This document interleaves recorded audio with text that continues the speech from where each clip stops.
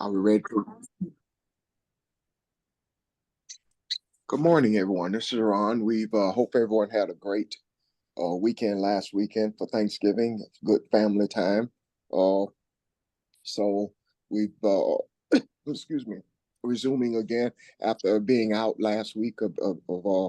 So where are we? Do we have any questions? I think the last time we spoke, we talked about the seven principles of Mayot, and we hadn't gotten into the affirmations yet. Well, we have gotten into the affirmations just in a little part of the discussions, but that's where we left off at. But a lot has happened in the last couple of weeks. So anyone who's given any thought to anything that was said or anything that may have grabbed your attention this week? Any questions or comments? I have a comment. Okay. Good morning. This is Barbara. Good Uh, morning. Good morning. As we began to study this, I mean, we've studied this all along. It's just Mhm. not as it hadn't been neatly um, Package. packaged. Thank you. Um, but as we talk about truth and justice and balance, everything that we're seeing is just so reflective of it. And all of the distractions, we're able to see behind those distractions. For instance, um, Pastor, you probably knew, and Ron, several others, but I didn't know the extent to which um, there was the behind the scenes and behind the open prisons in Israel, that how the settlers were harassing people and they were killing their animals and upheaving their gardens so that they can't even not only protect themselves but can't even eat as they ordinarily would, and that the IDF would come in and um, investigate but do nothing. And so I see so many um, comparatives between what happens in people worldwide of what happens when someone oppresses. And so clearly the questions of where's justice, where's truth comes out. Um, where's balance? Where's that? Uh, why do we not see that? And so it's just so obvious to me that what we're seeing happen has to occur. And I'm sad about it, but it has to occur in order for, as we once put it, all of the pus to be drained from the wound. And in order for the pus to be drained from the wound, that means it comes to the surface, bubbles up where someone has to see it. And not only the people involved, but people worldwide who need to see injustices. And that's just one area. Uh, Again, if you look at Sudan and you look at other areas on the continent of Africa, same kinds of things occur. So it's just purposed in me the knowledge that we've just got to keep on keeping on. Thank you. Thank you. Thank you, Barbara. I think what Barbara just described is a microcosm of what happens worldwide. It's a theater for the world to see how Europeans operate worldwide when it comes to people of color, especially when you look at the continent of Africa.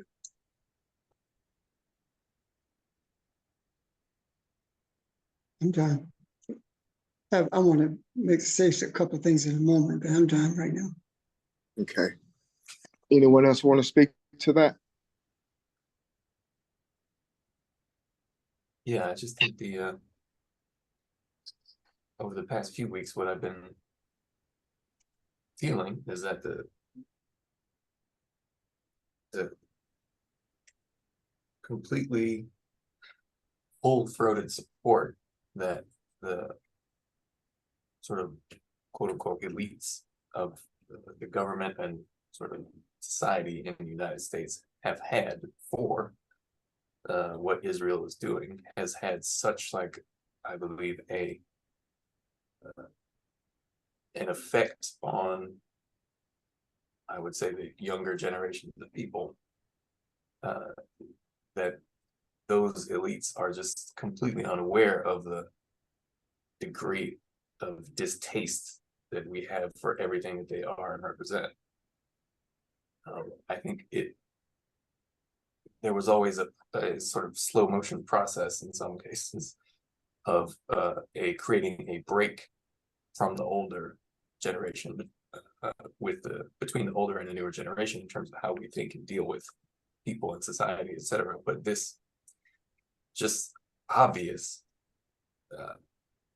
just insanity has, I think, greatly accelerated the rate at which that break is occurring. And then I just think all these things are timed in a very interesting way, because as we saw, Henry Kissinger just died. Finally. Yeah. But it just seems that these people last for so long, and there's, I think, a lot of reasons for that. But it's very interesting that these things would occur simultaneously, because he was the architect of a lot of the exact same kind of foreign policy, or just the same kind of thinking. And it is just completely the opposite of where the majority of human beings want to go, I believe. And again, this elites, quote unquote, are just incapable of change at this point. And it might not matter, because they are all, quite frankly, so old and on their way out that it is, I think it's going to be a huge break. Put most simply, I think between the baby boomer generation and the millennial generation, definitely between the baby boomer generation and Gen Z. I think it's gonna, everything that they represent in terms of their desire to maintain status quo is going to drop off a cliff, I feel like. But we'll see how it plays out. Anyway, thank you.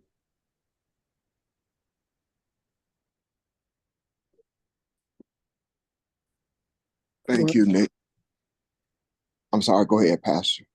What Nick has described is the baton has been passed for the last time, because that elite he spoke of never ever see anything wrong with what each of them do. Look at all the praise they gave to Henry Kissinger, when he is responsible single-handedly for more death than anybody I know of. When you look at East Timor and Chile and a couple other countries around the world, he is probably the greatest leader of genocide since enslavement.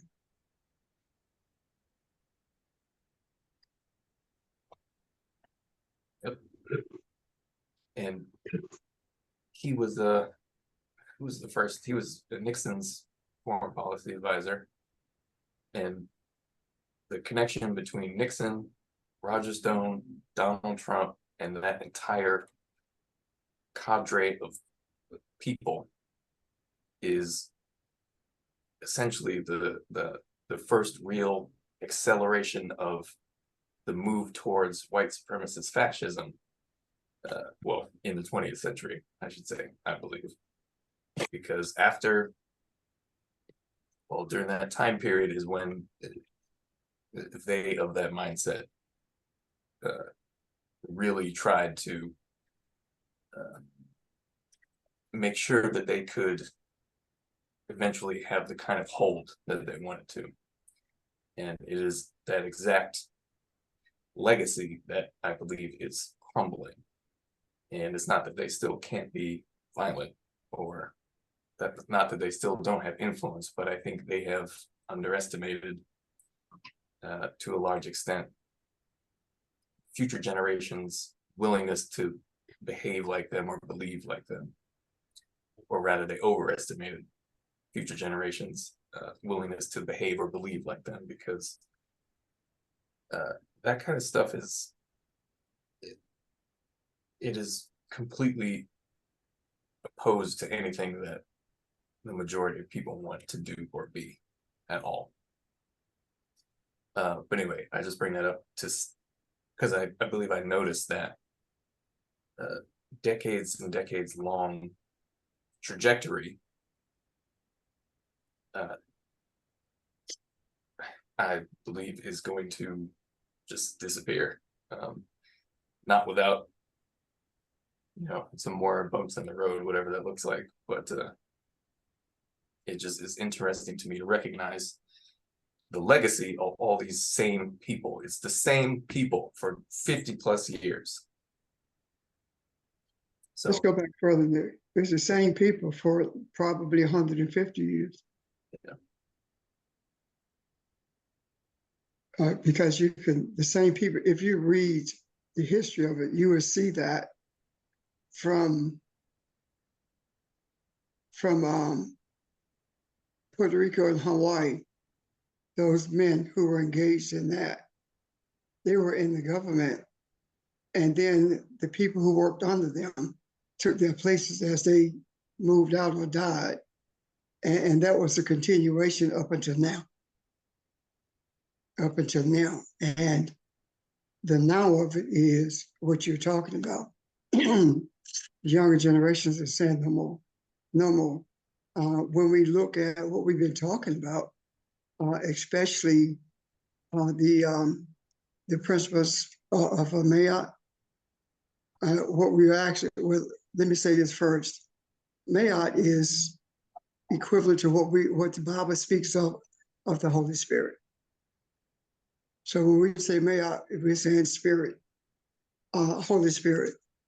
And the reason I bring that in is because if you look at what they stand for, you see that they are not laws, they are affirmations. And laws did not come into place, or written laws anyway. Judicial systems did not come into place, were not put in place until after the invasions, during the period of colonialism, slavery, imperialism. I have never read anywhere in my studies of African history where someone has found a book of laws that the people were to live by. I've never read that any place. I'm not saying it's not there, but I am saying for the many years that I've been studying this and sitting under some of the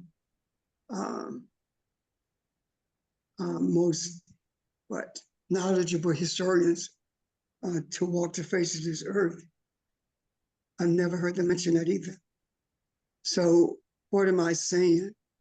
I am saying that laws are put in place in order to enslave people. And I'm not just talking about with physical change. I'm talking about mental, economic slavery. The laws of Mayat, the reason they are so different is because a law, as I said, is to control you. But the affirmations of Mayat tells you who you are. There are no thou shalt nots. All of it is, I have not killed anyone, or I have not stolen from anyone. That's the affirmation of who you are, as opposed to a law that is used to manipulate you. Because out of all the laws on the books, the only people who escape prosecution are people like Trump. And that's what breeds the type of people that Henry Kissinger was, the type of people that Eisenhower was, with his Project Wetback, or whatever he called it. All those things are based upon the manipulation of laws. And I think the reason that we are looking at the affirmations of Mayat is because we are beginning to build on the foundation of knowing who we are. We have seen who we are in terms of the development of humanity on this earth. And we are seeing now the viciousness, the barbaric nature of some humans on this earth. We are seeing that. And at the same time, we're seeing that, as Barbara expressed, about all the things that's happening behind the scenes. At the same time, we're seeing that we are looking at who we are supposed to be. And when we talk about the 42 affirmations of Mayat, we are simply talking about the way we should be. And those affirmations twice a day from a child, which means that if you had to read them, you could read. And if you look at the translation of the Bible, what you see in the Bible is commandments. Thou shalt not. And these translations was a manipulation of the affirmations of Mayat. You just don't see commandments. And I do believe that if you truly affirm who you are, or who the people around you are, or who humanity is, if you do that from a child up, then those affirmations has the power to help you keep yourself in check, and to receive direction from all of those around you, because your system of beliefs are the same. So I think it's very important that we recognize the difference between laws, commandments, and affirmations. Thank you. Thank you. I ran across something this morning in my reading, and I want to kind of tie this into some of the things that have been said. I was looking at spirituality before religion, and there was a word I ran across, ASAR, A-S-A-R. It is the principle of life, the potential of being born again while living. It is the continual metamorphosis of consciousness in the human struggle toward realization of your divinity. So I think that's what we're doing. I think that is what is being described. And to tie that in, because that caught my attention, to tie that in with Genesis, I think it is saying the same thing that verse 2 of chapter 1 of Genesis says, and the earth was formless and void, and darkness over the surface of the deep, and the Spirit of God was moving over the surface of the water. What if this thing that we have come to know as creation was not a complete thing at all, but it was energy laid in place for creation to take place now, for the voidness and the formlessness to be filled now.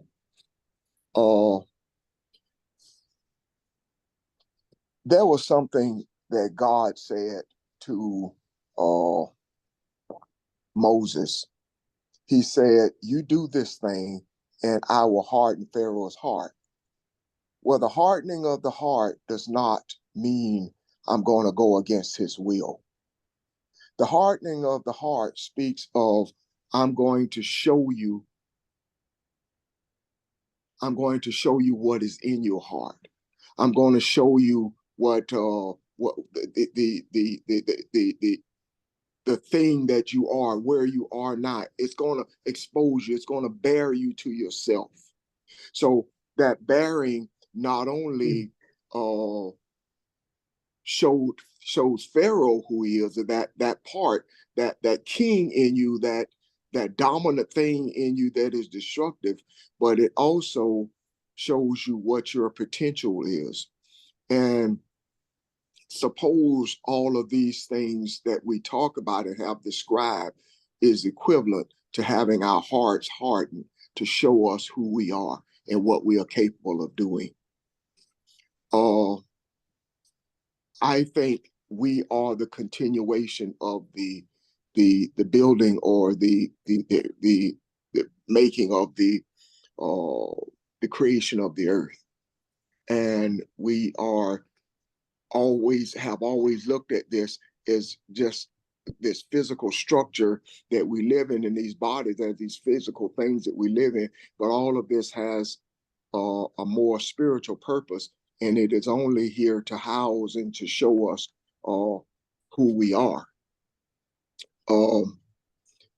I think what Pastor described when he talked about Mayat, that is the Spirit of God moving over the surface of the deep. I read too that Mayat was the answer to is the answer to bringing order to chaos. And the scripture talk about darkness covering the surface of the deep. This is talking about the Holy Spirit. This is talking about the Shekinah. This is talking about the feminine aspect of who we are. And just suppose when we talk about being complete and we talk about creating space, it is what we're talking about right now, all these things that we see. I'm doing this to show you who you are so that you can create space for solutions. I mentioned something the pastor I learned over the week. There is a school in Aiken County, 790 students in this high school. Of those 790 students, over 10% of them are homeless. That's in one county, one school in one county. And over 10% of them are homeless. And that really bothered me. Of course, they didn't give out a lot of information. The school called all the churches in the area asking for help because this thing is getting out of hand. And they were asking for money and asking that somebody see if there's anyone in your congregation will consider taking one of these kids in. That really touched me. So I started looking at this and saying, okay, is this a way of telling us enough is enough? My prayer since then, my meditation has been create space for a solution. Create space that somebody opens their heart to do what is right. It doesn't necessarily mean that there has to be a bunch of families do whatever needs to be done to do it. So when we create space, because being complete not only talks about creating space, it talks about being one with the universe. It talks about being captured by something that you were pursuing. So when we pull all this together, look at the history that we've studied, we have become what we are pursuing, and we are no longer bound by the time. So this kind of touched my heart. All the things that Barbara outlined going on in Sudan, going on in various parts of the world. I agree that something, the pulse is running out. All of this has to be exposed, but it is also exposed to us to create space for a solution for it. And just wonder how you feel about that, or what do you see in that? Because I think the thing that happened in my hometown where I grew up happened for a reason.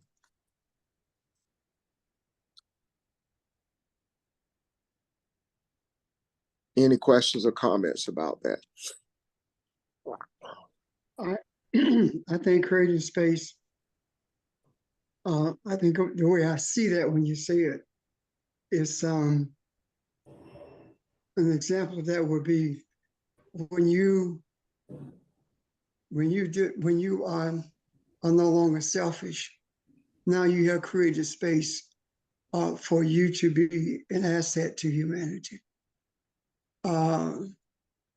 What they were really asking is move yourself out of the way so that the space for you to help someone can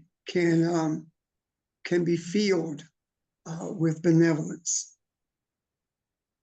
And if you take that and look at it from the 790 students, and you expand your view of that, that same principle is being applied to all of the things that are happening in the world. When Barbara talked about what's happening in the Middle East and Northern Africa, when she talked about those things, that what we're saying is create the space for benevolence, and then the space within you that you use to commit genocide won't be there anymore. That energy will not be there. But you have to remove that so the space of love and kindness can occupy the space where hatred once was. Is that what you're saying, Ron?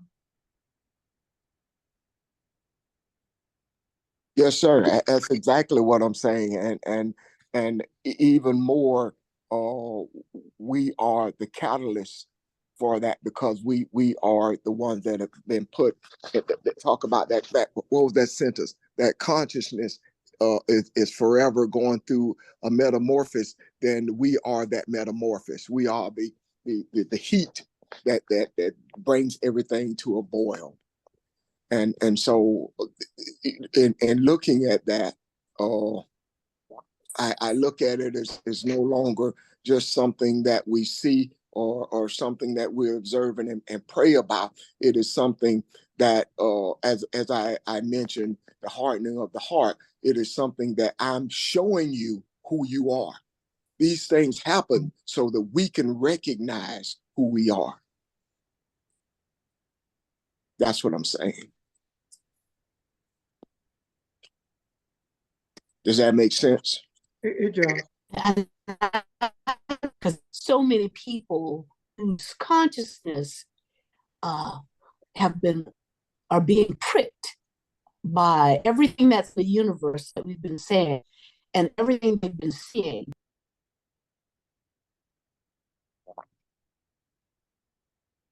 Did we lose Barbara? I think so.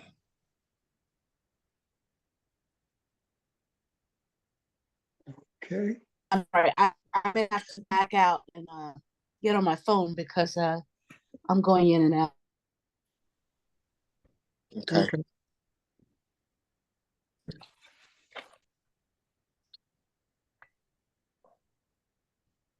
Well, she should be back in a moment, I guess. In the meantime, I think that what's happening in the Middle East is not just showing us what's happening there. It's showing us the true values of this quote unquote Christian nation. It's showing us how this nation relates, lack of relationship with the reality of love and kindness. I look at Genesis, and the material world came into existence, but I do believe that the spiritual essence of the life of this material world that was brought into existence by our Creator was not so much for us to look at it and be and say, "Wow, look at what happened! How did it happen?" As much as it was a pattern for us to spiritually bring into existence the world that is compatible with the unseen world, and that is the reason. If you are upset about something and you take your shoes off and walk through the grass, it calms you down. Or the energy of a tree can lift your spirits if you focus on that, or if you encapsulate that in your heart. Those are that's the invisible world that is woven into everything that's in this earth. And the apex of that is humanity. And the animals have no problem with doing what they're supposed to do. The only animal on this earth who has an issue with it is humanity. Are you back, Barbara?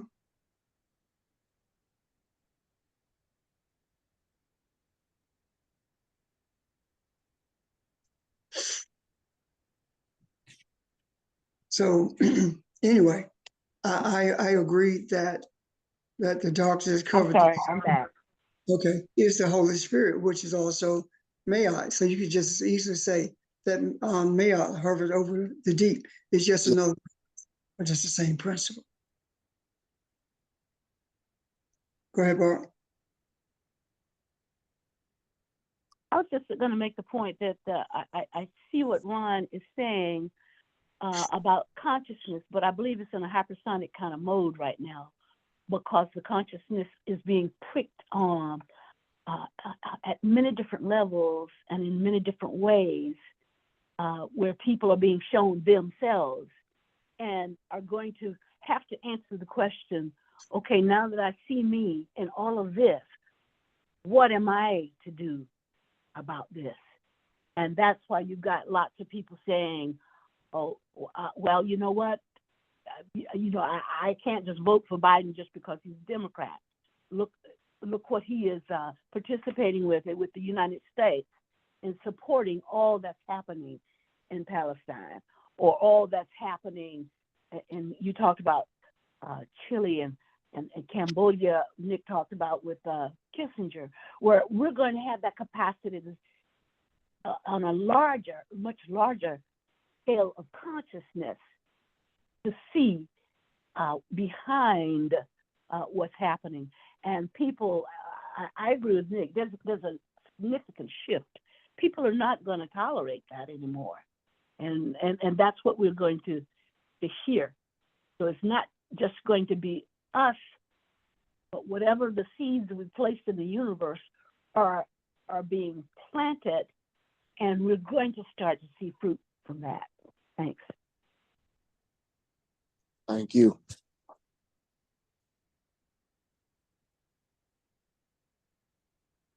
Anyone else?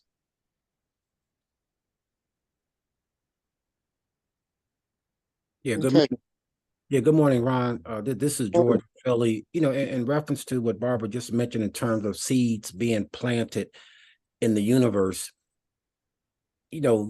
for that reason alone, as we go back to beginnings, we can begin to see, not just the evolution, of humanity, but looking at the spiritual evolution in terms of, us being able to appreciate how humanity was one with nature, one with the cosmos. And as Pastor mentioned about laws and affirmations or confessions, going back, to that beginning where we talk about those morals, those values that our ancestors had, humanity had from the beginning. The question is, what existed before the beginning? And I think that as Ron was talking about the spiritual consciousness of the universe and the spiritual consciousness of humanity, it's that point of reference that the theologian may say that God is spirit, and spirit can never be created, never destroyed, always was, always is, moving in a form, out of form, and through form. But when we talk about energy, energy can never be destroyed, never, created, always was, always is, moving in as out of form, inner form. So the whole bottom line is that again, we can see it from both above, below, as above, so below. So I think that again, when we go back to beginning, we come to that point where spirituality, has its existence. So therefore, if humanity, manifested from that, and there were morals that people lived by, and now we see it as we see it today, I think this is the reason why we're looking at Mayat, because those values, those morals, that aspect of oneness or harmony, was there from the beginning. And how did it change, in terms of us looking at laws now? So when we talk about laws, thou shalt not kill. So we know, again, in terms of how the wording changed, but I think also what changed was how it was used and manipulated.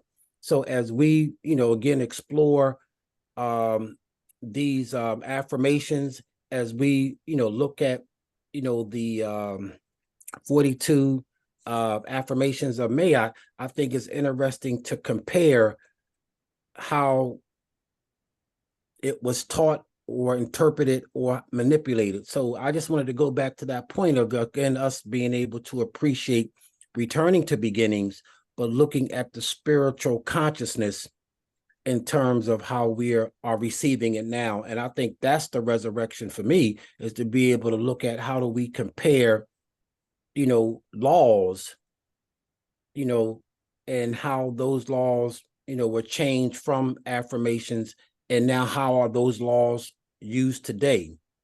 So I just wanted to share those thoughts, in terms of just where it all began. And I think, again, from a spiritual perspective, it's global now, and I think everybody's watching, everybody is seeing, how laws are governed in terms of enslaving people.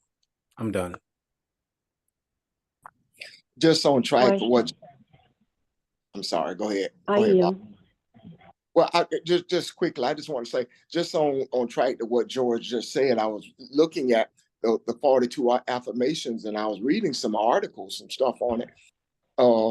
And that was one of the complaints that one of the readers had, is you want to say this is where it looked like when they were first written, but here they are in modern times, and the guy was saying, but that loses some of its meaning. You're changing the meaning of them. You're saying this is how to apply them today and how to use them, and that just goes to show that how far religion has moved us off course. It looks like the same thing. You use some of the same verbiage, but you give it totally different meaning, and that is done with intention. And we can see that throughout the Bible. Same Yeah. thing. Yes. Yeah. So, again, Ron, I appreciate it, because I think part of us, having the discussion in reference to the 10 Commandments, what was interesting, that 8 of the affirmations of Mayat, was basically taken from the 10 Commandments. And so the laws of affirmations of Mayat was 2,000 years before the 10 Commandments was written. And So yeah. what you just said was the 10 Commandments were taken from those affirmations. Yes. Yes. And there's 8 of them specifically Yes. that you can, look at verbatim, but at the same time, again, there's so much more in terms of the affirmations that were said that is good to really look at, because it just gives us a total different perspective to a certain extent in terms of how we comprehend them or understand them. And we can, talk about that another time, Pastor, or whenever we decide to go there. Well, when we look at those, they as Ron said, the verbiage was changed. But then when you look at what is called the 10 Commandments, what do you see? You see 5 that relate to the Creator, and 5 that relates to humanity. So what am I saying? The first 5 speaks to the spiritual essence of our being, and the latter 5 speaks to how we interact in this material world. But the verbiage of it has been changed. So we have to look at what the verbiage was from the beginning in order for us to be effective when we make these affirmations, or be effective when we teach them. I don't think that we are going to repeat them every day for 2 days. I mean, twice a day, read them. But I do believe that there's a message in that. The message in that is when you embrace who you are, and these affirmations tells us who we are and reminds us, actually the reading of it remind you of who you are. And when we do that, then there's no room for hatred. There's no room for greed, because the space has been filled with an affirmation of who we are as a not just as a people in terms of different groups of people with different cultures, but who we are as humanity, period. That's the affirmations. And when that happens, there is no room for the barbaric nature of war. There's no room for genocide, because you are filled with an understanding, and at the very least, a knowledge of who you are. And there's the affirmations also speaks to how we are to interact with each other. And if you cannot interact with yourself in line with those affirmations, then you won't be able to respond to other people in like fashion. It's all about the mindset of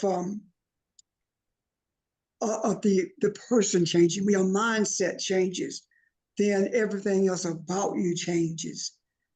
Your mindset will not be changed simply by reading a book. Your mindset begins to change when you have a desire for it to change.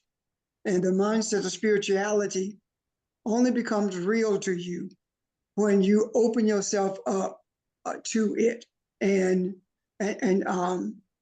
feel the space that once was occupied by an attitude of knowing it all, or an attitude of being a great academician. Just be open and empty, and desire these affirmations to not become a part of you, but to show you who you already are.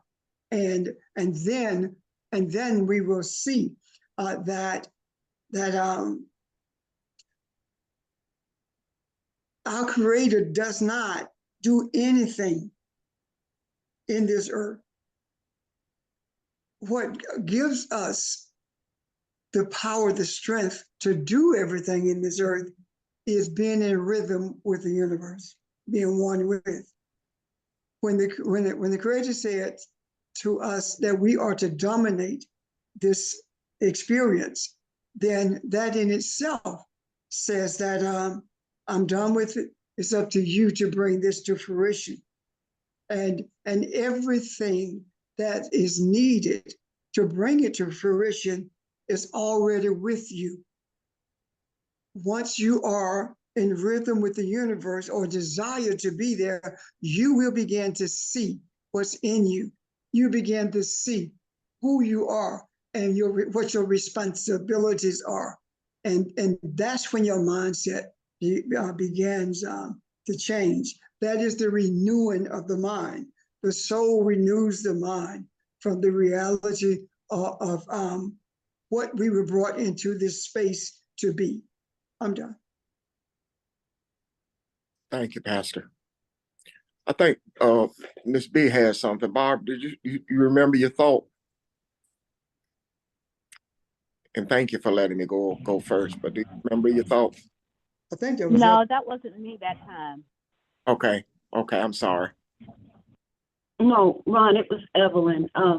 Hey, Evelyn, how are you? You guys have, yeah, that's okay. You touched on what I was going to ask about, aren't we the laws of Ma'at or whatever, and the purpose and everything. That's okay. You guys answered my question. Thank you.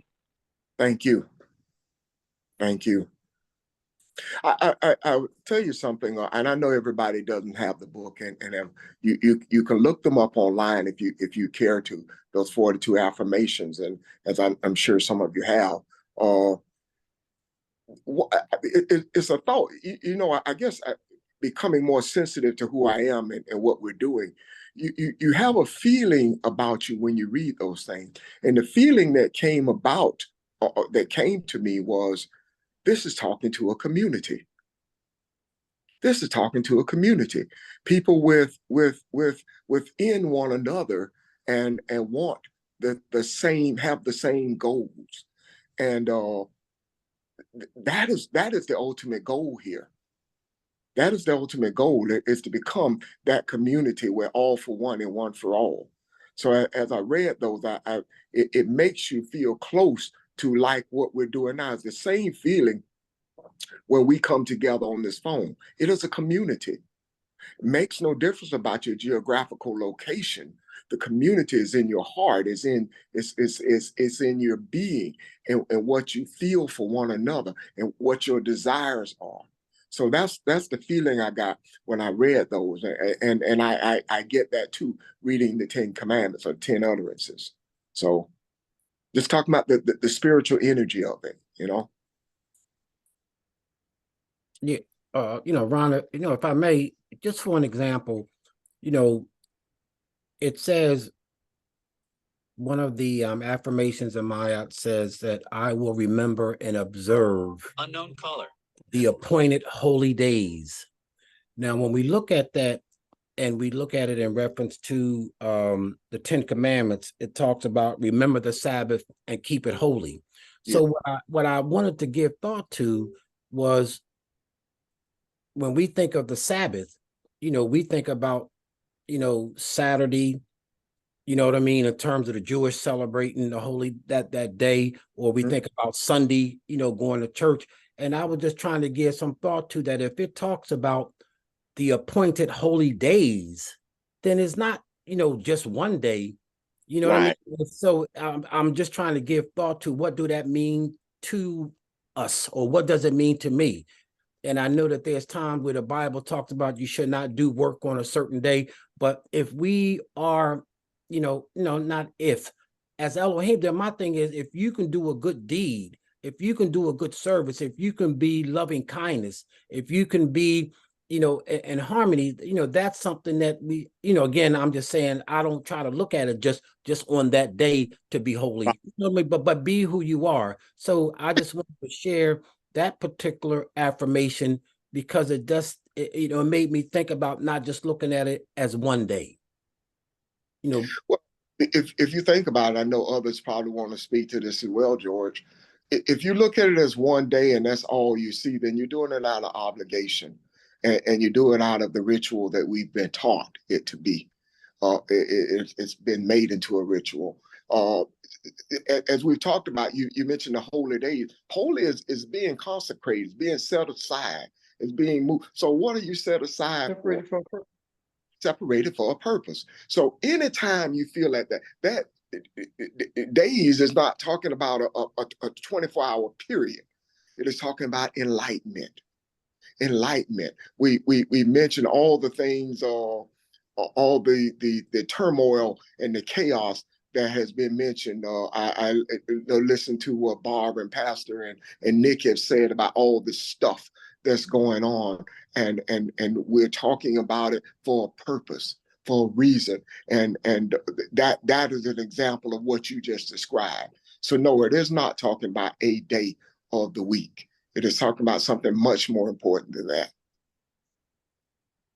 If you read the origin of quote unquote the virgin birth, and virgin doesn't mean what we think it means. When we look at the earliest record of that, that was in Egypt. And what do we see? We don't see a celebration or a day set aside like Christmas, for the birth of oh my God, Haru. We don't see a day set aside for that celebration. So the idea of holy days are actually determined more so by the individual than the society. Now, is it okay for the society to do that? I see nothing wrong with that, as long as they are in keeping with the spiritual essence, not only of who we are, but that meets our purpose as well. Because right now, 10 o'clock Saturday morning, 11 o'clock Sunday morning, 6 o'clock Monday evening are holy days. There are days that has been set aside. And when I say days, again, I'm with Ron. We're not talking about a 24-hour period, because we are not there for 24 hours. What we are saying is that the only reason we use time to do what we do is because all of us need to be in the same place at the same time in this physical world. And once we come together at that time, then all of us are not in the same space in the spiritual world, because we are shown different things, which means that the space that we occupy is for the express purpose of being a piece of the puzzle for the benefit of humanity. Make sense?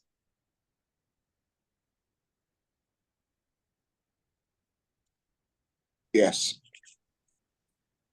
So right now we're a holy day. And also, when you guys, if you're talking to someone on the phone, whether it be Tuesday, Wednesday, whatever, and you guys you're talking about or have questions about the things that we are talking about, and you get into a discussion about that, that's a holy day. It's set aside for that purpose. The events of spirituality are the determining factor in what is deemed to be a holy day. Why do I say that? Because it can only be a holy day if it is in conjunction with something that's going to benefit humanity. If we set aside a day for war, that's not a holy day. That is an unholy use of that period of time. And unholy means that period of time that you set aside does not accomplish the purpose that humanity was brought into this earth to accomplish. Anything that does not accomplish a spiritual purpose is not a day that's been set aside by Elohim. And the days that we stop, like Thanksgiving, like Christmas, why do we break with those days? Because society has set those days and gives us opportunity to interact with our families in a manner that we don't usually have opportunity to do. Because there's nothing holy about Thanksgiving. Abraham Lincoln signed the decree for Thanksgiving to be on the third Thursday, I think it is, in November.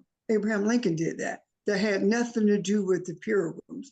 All of that's made up. However, that period of time gives us opportunity to interact with family, to pause and do an introspection of who we are, do an introspection about the course that we are traveling. So I say all of this to say that the only days that can be seen as purposely set aside days for the benefit of humanity are those that has a spiritual meaning. And Christmas does not have a spiritual meaning. Thanksgiving doesn't, Valentine doesn't, New Year's does, but in a different way than how it's being celebrated. Thank you. Thank you, sir. Anyone else? I have a question. So can we say that a day is just living in the moment? It is. Okay. Thank you. Now you have to define living. Say one more time. What is living? Experiencing life, I think. Not sure. Oh. But yeah, experiencing. Let me complete that, if I may, with you. It Yes, is. sir. It's experiencing the spiritual essence of who you are. That's life. Living life. We see living life as having a celebratory nature, always having to do something, as opposed to recognizing that you don't have to do anything, just be. Sometimes the greatest celebration that you can ever have is sitting still and recognizing and embracing that you finally have an opportunity to see with a clarity who you are. And you have an opportunity to see beyond the hatred and anger that exists in this earth realm. You have opportunity to see beyond that. You have opportunity to see that even this is a benefit in that is showing us what needs to be altered for the benefit of mankind. Are you saying you're celebrating yourself, who you are, your essence? When you celebrate yourself in the nature, when you celebrate yourself rather as being Elohim, you're celebrating everyone else as well. Right. Right. Okay. Thank you. Yes. Now keep in mind, you're not just celebrating people on this phone. On this line. You're also celebrating Donald Trump, Netanyahu, all of them. You're celebrating them. Why? Because there is a modicum of melanin in everyone on this earth. And that modicum of melanin is what speaks to life itself, what speaks to spiritual life. It is a physical representation of spiritual life itself. So you are celebrating everyone on this earth. Does that make sense? It does, because we're one. So yes, it makes a lot of sense. Thank you. Another way to think about it could be honoring. So you honor the aspects of self as you uncover them, as you go about your process of spiritual evolution, as you live life. It's similar to like a day. There are 365 days in a year, sort of 360 degrees in a circle. And really the year, you could think of it as 360 days with that period of Jubilee, which is where that concept comes from. It's the period of where you recognize that the trials and tribulations are all made up. But it's as you go through the cycles of growth and spiritual evolution, you recognize, you celebrate, and you honor those aspects of self that are meant to help you remember what that whole process is for, and what that whole sort of cycle or continuous cycle of growth and evolution is for. And that is through the sort of celebration and honoring and recognition of those days, quote unquote, that are set aside for the remembrance of the true nature of self. When you said trials and tribulations, you find out that trials and tribulations don't exist. Would you delve into that a little bit, please? Yes. So I related that to the concept of Jubilee. So Jubilee is the forgiving of all debts, a period of celebration at the end of the year or the beginning of the new year, really. And the sort of spiritual equivalent of that is the recognition that all of this that we go through, all of the very real experiences, negative, positive, etc., that we go through are ultimately a part of the process of learning that was created for us and by us in order to catalyze the evolution of our sense of self and knowledge of self. So all of the horrible things that are possible to experience are nevertheless under the umbrella of the illusion. And that doesn't mean it's not a thing we don't actually experience. We actually experience it, but it is illusion in the sense that it is not the ultimate nature of that which is, that appears before us. It is a sort of thing we experience while our awareness is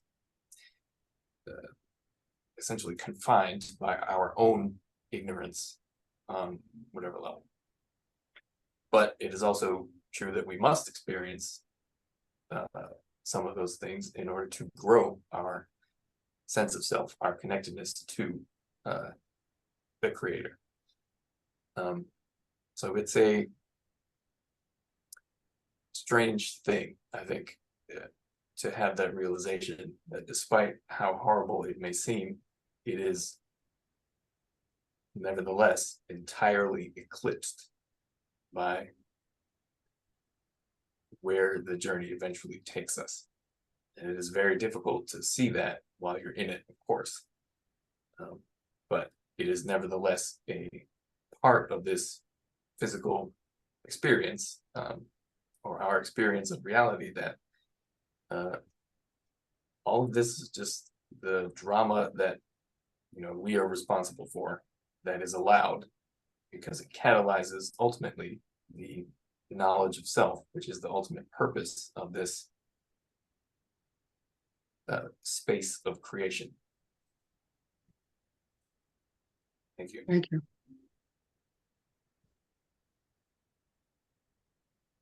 Thank you. Can I ask a question? When you say the ultimate purpose is for knowledge of the self,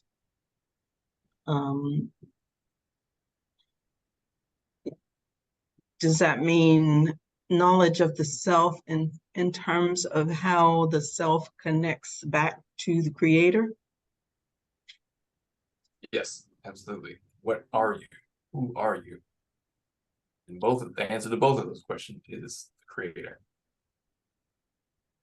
Why is this here and why are we participating in it? All of those answers are ultimately in the nature of the being that we call Creator.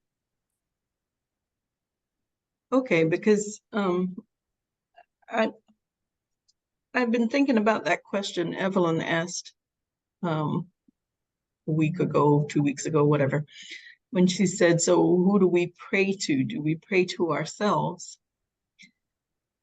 And that kind of created some dis-ease in me. And I've been thinking about it ever since. But I guess I've come to the conclusion that since we've been talking about these laws of Maya and well, let me say well, something. the principles of Maya, and then those. Let me interject something real quick. When you pray, I guarantee you, whatever it is you're praying for will happen quicker if you ask for the strength to do the thing as opposed to it being done for you. If that makes sense. Yeah. As an example of, yes, we do pray to ourselves, but obviously not whatever we think that is, within our limited awareness of what that is. Well, yeah, well, that's what I'm getting to. I think it goes beyond what we think we are, who we think we are, because I mean, for a person who's not spiritual, and they think, I'm praying to myself. Well, what's the point? But I think that understanding these principles of Ma'at, we're praying, we're setting in ourselves the balance, the truth, the harmony, the order, the justice. And when we establish those things in ourselves, then it is kind of our catalyst to connect with the energy of the universe. So, so we're not just praying to ourselves, we're connecting to the universe, right? That's my question. The idea of praying to yourself. Prayer itself is not, of course, we talked about that. It's not what we have been taught. It's not what we are accustomed to doing. Prayer is meditation. Meditation, what is it? It does not so much connect us, Audrey, as it reminds us that we are connected. It's a recognition of the unicity that we have with everything that exists, as opposed to being connected or reconnected to something. And when we talk about, when Nick made a statement about asking for the strength to do it rather than having someone do it for you, that simply means to me anyway, that no one is going to do it for you. It's going to have to be you who does it based upon the energy that you are, that continuously flows through you or flows with you, because you're one with the universe. That is the reason when we quote unquote sit with something, what we are actually doing is being reminded of our unicity with the energy forces that brought everything into existence. And that is where the change comes. And the change does not come necessarily to the thing as much as it comes to us and how we view it. Does that make sense? Yes. Because the circumstances does not necessarily change. What changes is your view of it. So, and I think maybe we need to reiterate that when we talk about prayer, that is simply meditation, closing out everything around you so that you can be made aware that you are one with the universe itself. The creative ability that we are, it is not because we connect to something, it is because we are one with something. There's no line of demarcation between our quote unquote creator and us. There's no line of demarcation there. The only difference between that energy force that brought us into existence and us is that a portion of that energy force keeps alive a body, a physical being. That's the only difference. And it does not mean we are disconnected from the source. It simply means that we have an interference within us. And that interference is once we are in these bodies, now we have the energy forces of good and evil. And we have to make a decision about the path, the way that we're going to travel.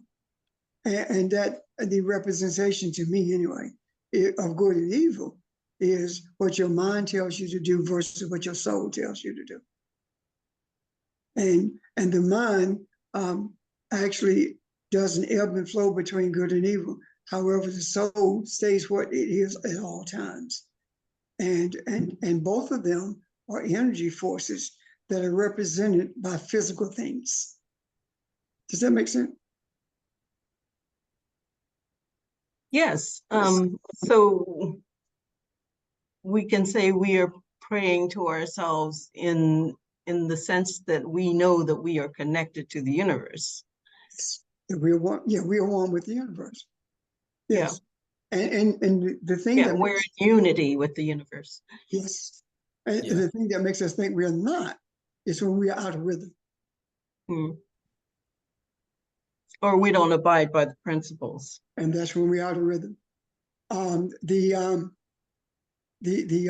ancient holy men people say that sin is when you're out of sin is when you are out of rhythm with the universe. So sin is not what we've been told it is. It's when you're out of rhythm with the universe. It doesn't matter what it is. If it's not in rhythm with the universe, you're sinning. And we are not the determining factor in terms of writing a list of things that are sinful. Because when we really think about the whole concept of spirituality itself versus physicality, what do we see? That thing that the physical entities say is sinful are not necessarily sinful in the spiritual way.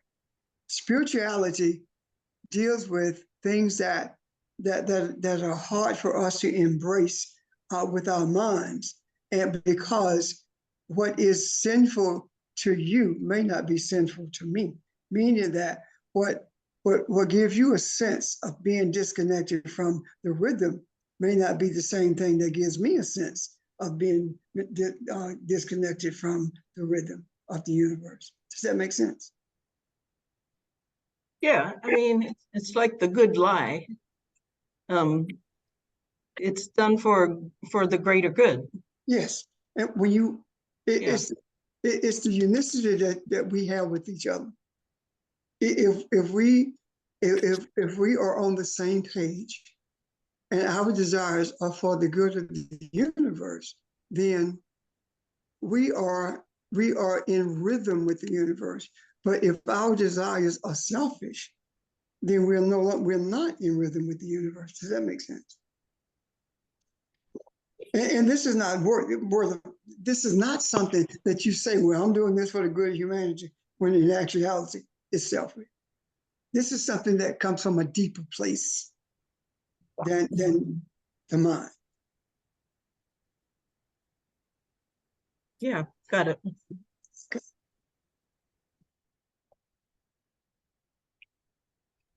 I have a question.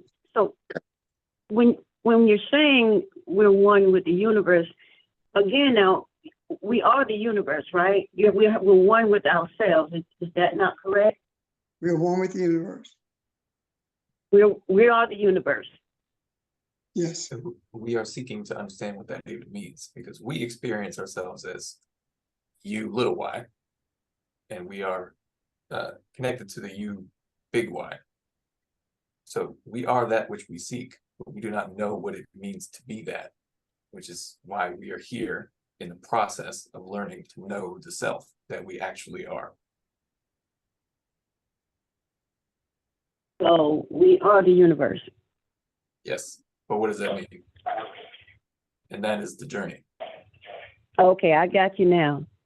And one more thing, I read something about prayer and meditation. I read something that says, prayer is when you're talking, but meditation is when the God that you are is talking. So meditation is very important instead of what we've been taught about prayer, the lip service. That's all I want to say. But you said the first part, prayer is when you're talking. What's the difference between that you and the you that is God in the meditation? Because when we're speaking language. It's kind of hard to describe. We're doing the talking. But, you know, I can only speak for me. I'm asking or saying things that I want I feel that I need to be done to get done. But when I sit and meditate, it's me, my higher self, I'll say that, it's talking to me. It's telling me to look deep inside yourself. No, that's all I can say. I'm communicating with my higher self, I'll just use that term.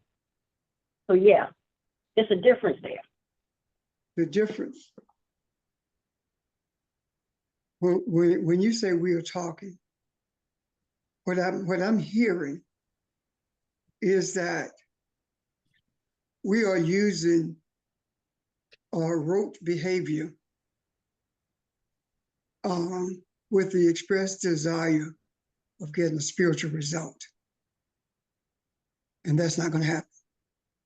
In other words, we are using words that we have been taught without understanding the meaning of them and expecting a spiritual response. That's not going to happen.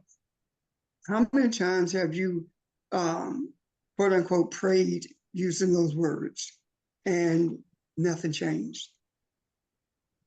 Correct. Meditation is different in that you no longer, you see that you no longer have to express words. You don't have to verbalize in your mind or with your lips. Because think about this, when we were taught to pray, we were not only taught to pray with our lips, verbally, with a verbal expression, we are also making an expression in our minds. Silent prayer is in our minds, but we're using the same words, expecting a spiritual result, and that's not going to happen. So meditation is not so much our higher self as it is being aware of who we are for real. Because I don't see anymore, of course I believed it, I don't see anymore the lower self existing. I see an existence of an entity that we have created to be our lower self. There is no lower us. When you begin to see that you are one with the universe, then the lower you only exists in your mind, as opposed to being a reality. So if I say the lower me, who is the lower? What does it look like? The So lower. should I use the term? I'm sorry. The lower me that we're talking about is the one that existed before we knew who we were. The actions or the journey that we were traveling before we got to a place of understanding who we really are. You cannot be Elohim and be a lower self. You can vacillate. I'm sorry. You can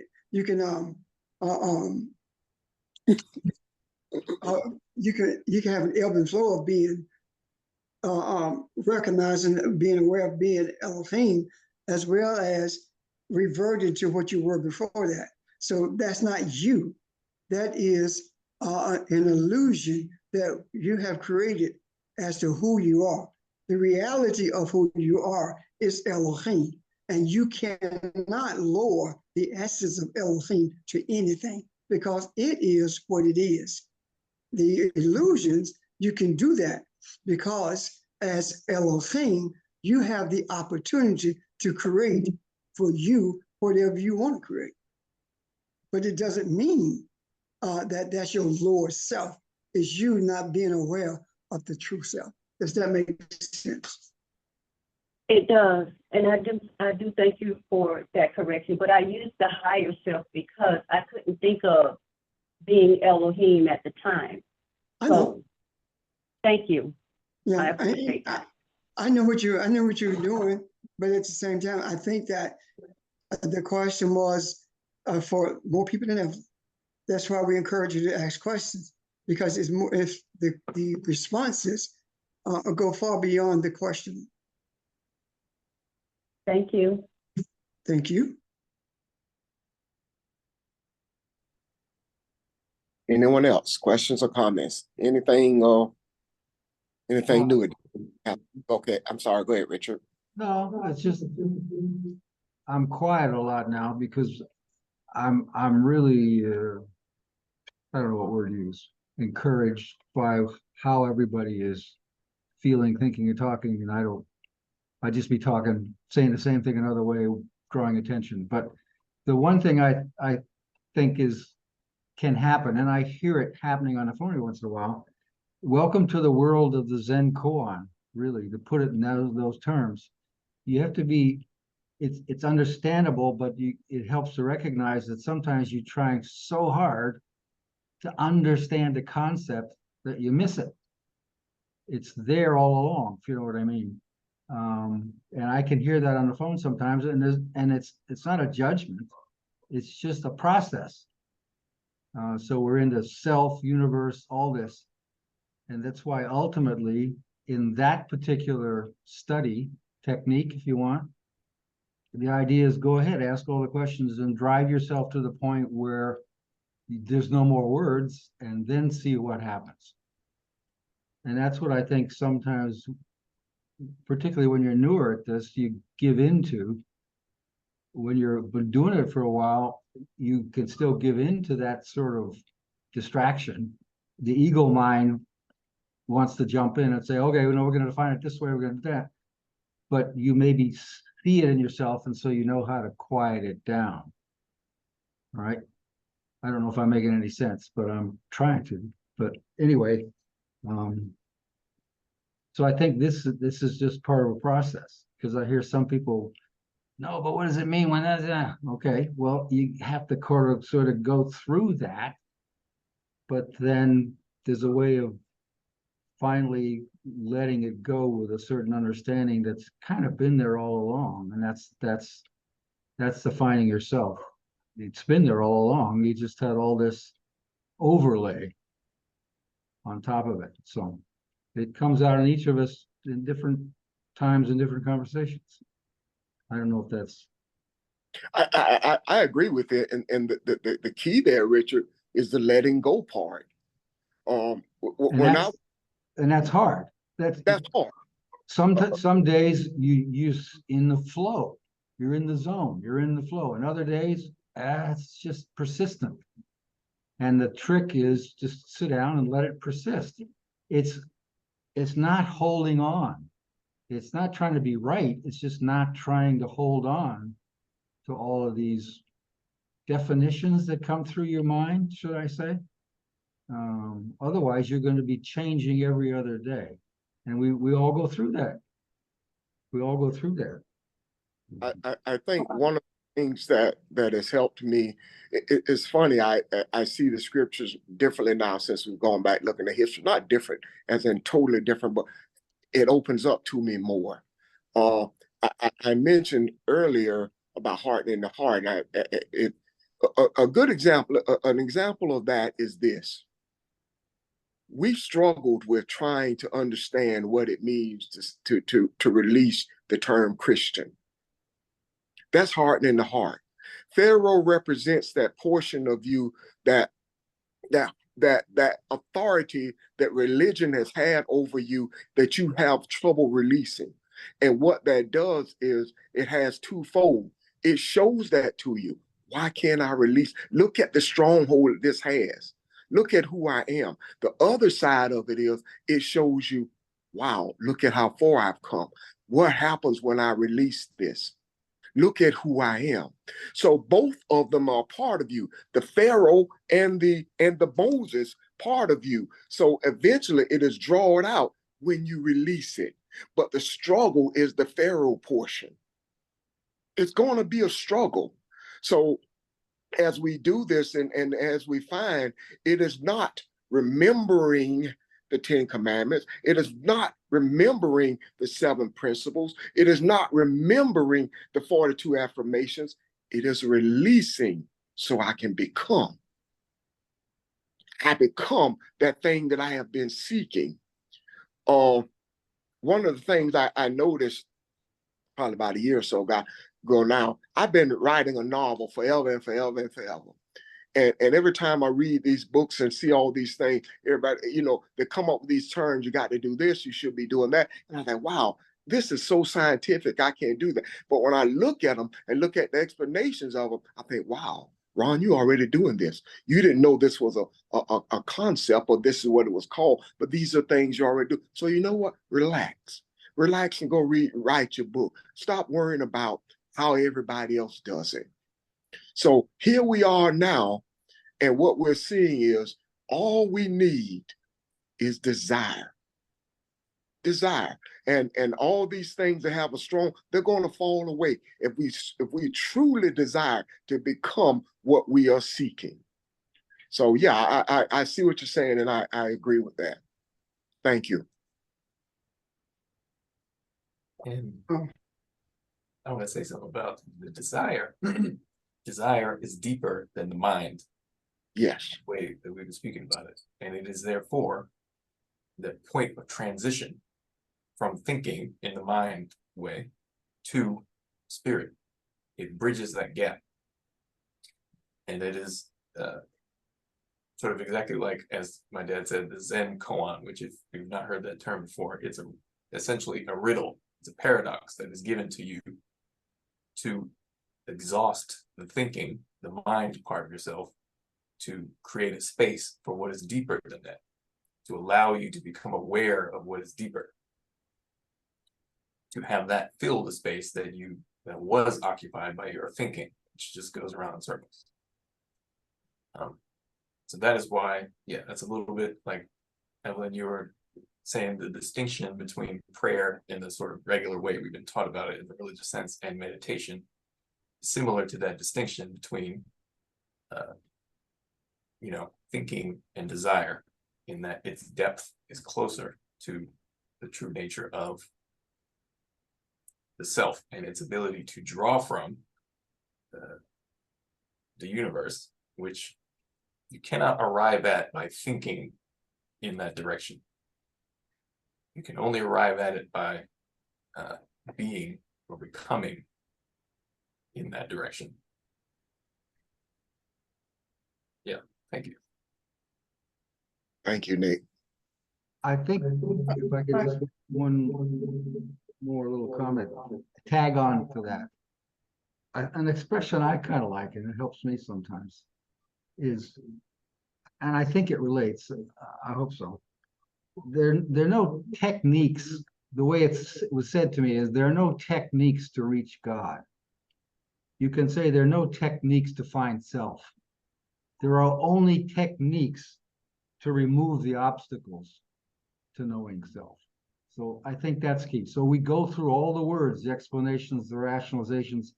I can stand in front of a wailing wall and do this all day until you realize that can help, but it's just getting in touch. And maybe it goes back to the biblical thing about that still, quiet voice, right?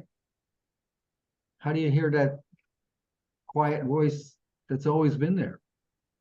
You have to be quiet, but you have to go through all the traffic jam of what's in your, I would say, your sort of ego-driven, that level of your awareness and consciousness. And it's a pulsing thing. It gets stronger, it gets weaker. The words change, the way we see it changes over time, because can you say we're evolving, or we're changing too? But in the end, yeah, it's kind of to me, the Zen one, where it's this, are you tired driving yourself nuts? Just be quiet and breathe, and there it is.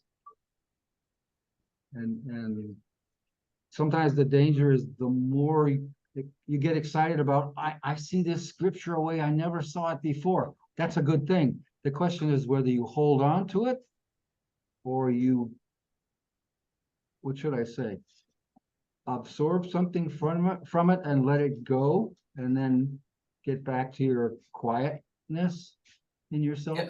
I'll be quiet, because a lot of these words I've said for decades, and you got to be careful. You're not just getting into the vocabulary of all of this, if you know what I mean, or the phraseology of all of this. And that's what I'm trying to get away from, finally. Anyway.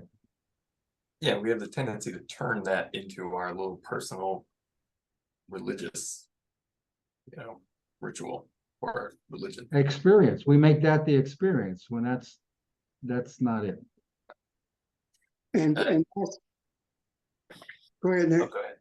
Well, I just wanted to follow up, and you mentioned there's no techniques. So, for example, meditation is a technique, but there is no best way to meditate for you in the moment. That is something you sort of figure out for yourself in that sense. So yeah, there's not you can't define a thing ultimately, but you can. Right, but that's not to say that techniques aren't helpful. Right. But Yep. listen to what it says. It says the techniques are there to help you get the obstacles out of your way. That's it. And the techniques are not, your techniques are not mine. I Sure. don't meditate like you do. I meditate the way I do. And I think we touched on that before, that there's no special way to meditate. That's on you. How you do it and when you do it and why you feel like you need to do all of that on you, every bit of it. However, everything that we are talking about is for a purpose. And the purpose of what we are talking about is to put it in the macro and for the energy to be absorbed so that we can see things change for the betterment of humanity. And we've seen that over and over again. So I see what we are saying, and at the same time, I understand the necessity of knowing. When you say release it, we're releasing it into the macro, so it can be absorbed. Now, how that energy presents itself to anyone who absorbs it, that's up to them. Whether they're going to embrace it or not, that's not for us to determine. In other words, we are not shaping anything. We are creating an opportunity to change everything. And maybe tomorrow, what we can do is actually look at those affirmations, the 42 affirmations, because I really, really want us to familiarize ourselves with them. And again, it doesn't, as Ron said, it doesn't mean that you're memorizing them, but you are embracing them as you read them or as you hear them. Does that make sense? Yes. And I think we may be close to a place of pause because I think it's about, what, hour and a half? Yeah. It's been a little over an hour and a half, yeah. Nick, I see you. Did you have one last thing to say? No?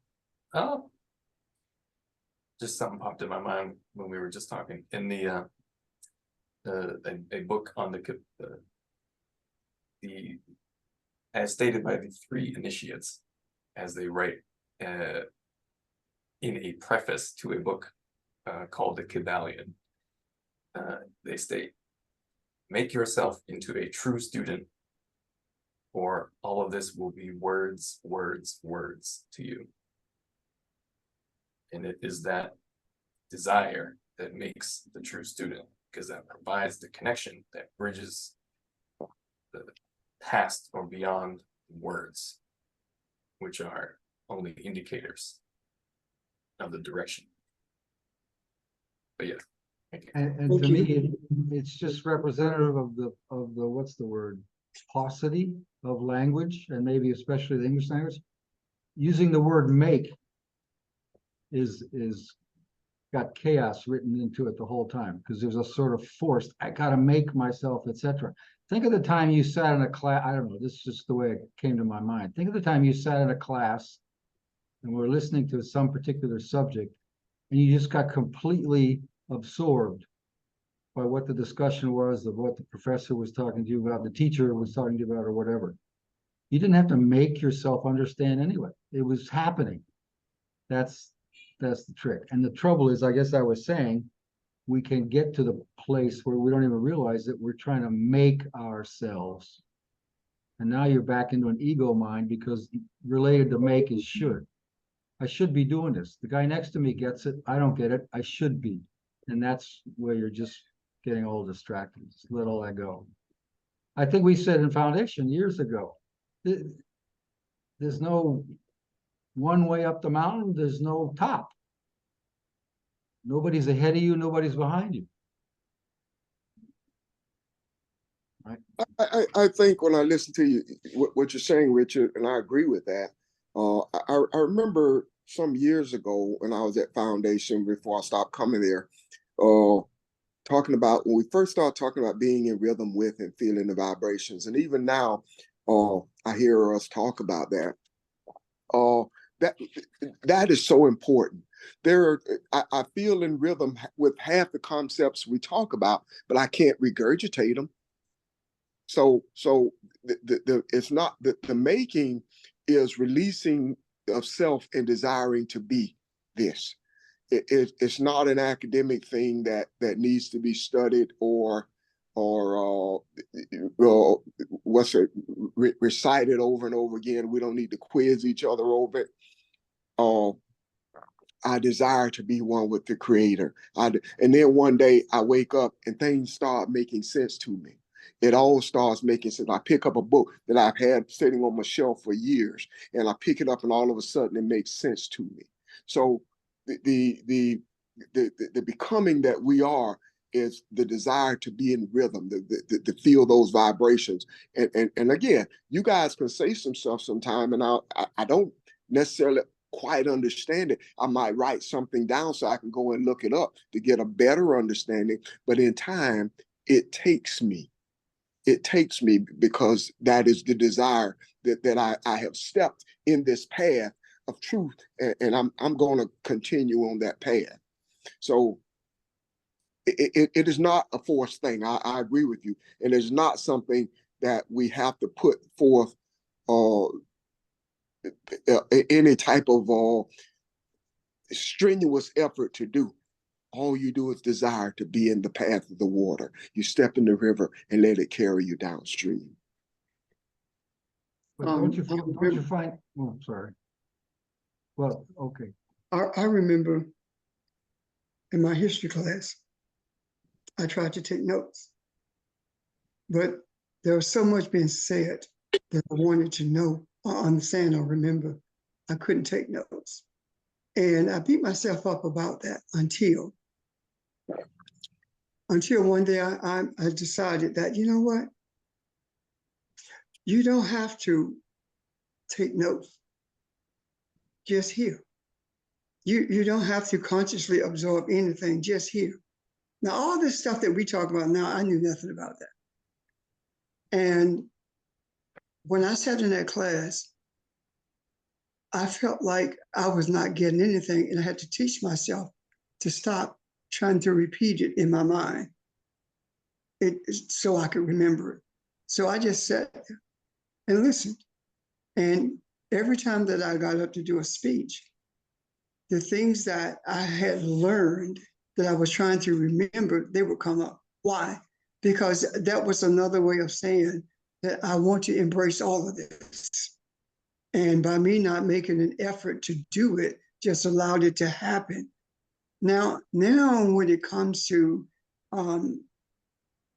aspects of history, I can speak to it, not because I took notes and not because I studied, but because I heard it. And as I read it, I did not try to remember it. I simply read it. And the reading of it, with my desire to know it, is what actually deposited it in my soul. So anyway, that's the last thing I want to say before we go. Yeah, you were open to understanding it. And then in my own case, the nice thing about keeping those books behind you, like I keep mine, is you can go back there for references if you want to go back to some of the details. But you got the concept, you understood, you internalized that because you were open to receive it. You weren't trying to do every fact. It's like going on going traveling and taking a camera. I don't do that anymore. You're taking too many pictures and you're not experiencing what you're doing. So a camera is useful, books are useful, words are useful, but sooner or later, let them go and just walk by and touch them. For me, sometimes I literally just touch them and then I know that's it. That's all I needed. Just pull it out of the shelf, rub it like a genie's lamp, put it back, and off we go. I'm nuts that way, I guess. I like I like the example of the camera. You're taking so many pictures, you're not appreciating where you are and what you're seeing. That's a good place to pause on. Unless there are any further questions or comments. Okay, that's a beautiful day, guys, and again, remind you if you have any questions or comments relating to anything we've said and you don't want to ask it, send me a text or send one of our pastor or one of the teachers, or you know what, send anybody a text and you guys read it out loud to us or something. Okay, so enjoyed it. I hope everybody got a thought. Enjoy the rest of your day and look forward to tomorrow morning. Have Thank a you. good day. Thank you. Bye. Thank you. Bye. Thank you.